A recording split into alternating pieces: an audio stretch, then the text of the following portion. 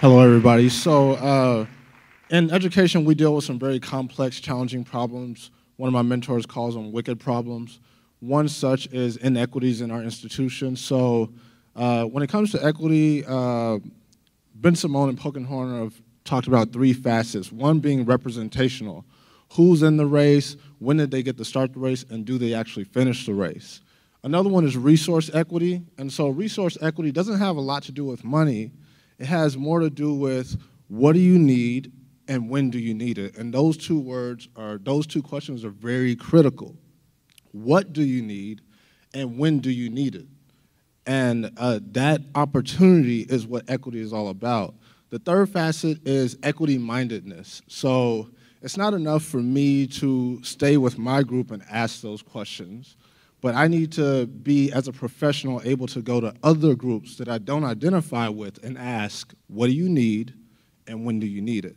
When we're kids, we have no trouble listening and understanding other people, exploring ideas. We will even get in trouble to express our creativity. So what ends up happening when we get into adolescence is that we begin to close off on understanding people, exploring ideas. We're afraid of the criticism.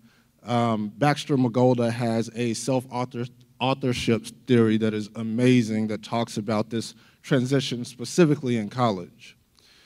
And what that means when we get on these committees and in these meetings is that we're scared that that person is going to steal our idea. We're scared that our idea isn't perfect enough to be heard by everybody. And so that fear kind of shuts down true, rich collaboration. Even when you went to see your cousin in the past, even though it took you about 5 minutes while he was over there picking his nose to figure out, is this somebody I want to play with? Eventually, you had the best time in the world. Design thinking is part of my research, and so with my thesis, what I did was I went to a public California institution, and I looked at the IDEO.org fieldwork guide for human-centered design. And I went and did an intrinsic case study. I held some interviews, conducted some observations, did some document analysis, and they're doing amazing work just redesigning curriculum for faculty to reach students of color. The social work department was working on being more active in the community. This process was born out of engineering and industrial design. So a lot of the devices you have right now, Apple and Dell, they would have you believe that they designed those, but they actually contract out to people who are more in the creative and innovation field and know the process to develop those products. So this is PillPack. PillPack is a design by a firm that helps especially seniors make sure that they take the proper dosage. A very simple design, but for a very important group. This is San Francisco Unified, so students who are eligible for school lunches were not eating the school lunches.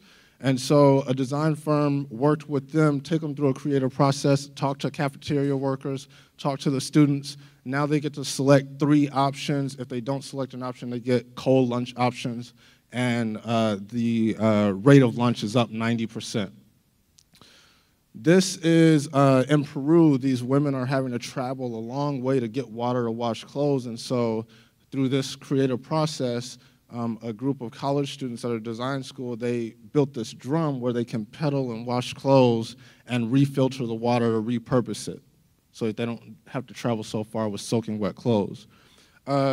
Dr. Lamas and Dr. Castro gave me the amazing opportunity to go to the D School at Stanford for an executive education experience. And this is like the mecca of innovation, innovative solutions, right? And so what I was surprised by, I always thought like, oh, the brainstorming with Post-its and creating prototypes that's it. They actually emphasized empathy. So what they did was they dropped us in the middle of downtown San Francisco, and we interviewed people about their daily commute. And people had all kinds of different stories. So whether you traveled public transportation, you rode a bike, you rode in your own vehicle, they had all these insights about that challenge for themselves. There was even a mother who had to get her daughter back on a public bus that she had been sexually assaulted on. So there's a lot of depth to these stories, and what we did was we created points of views. And it's easier to create ideas and solutions for a very narrow, specific point of view because we're so story-driven and we're so driven by the connection between each other that ideas just flow. And so we're starting to do this work in the Learning Center, and what we're finding is this process is kind of enriching our ability to change rapidly, and actually get a lot of feedback from students in the process for the things that we're trying to do.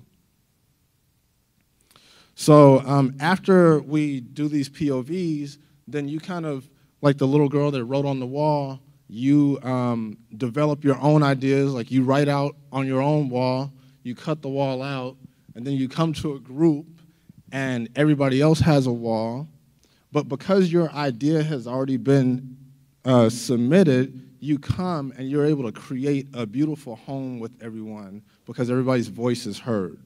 And then when you go out and you take that home or whatever that idea was, you take it back out to people. And at Stanford, they say that prototyping is just empathy all over again, except you're playing with some prototype that you built.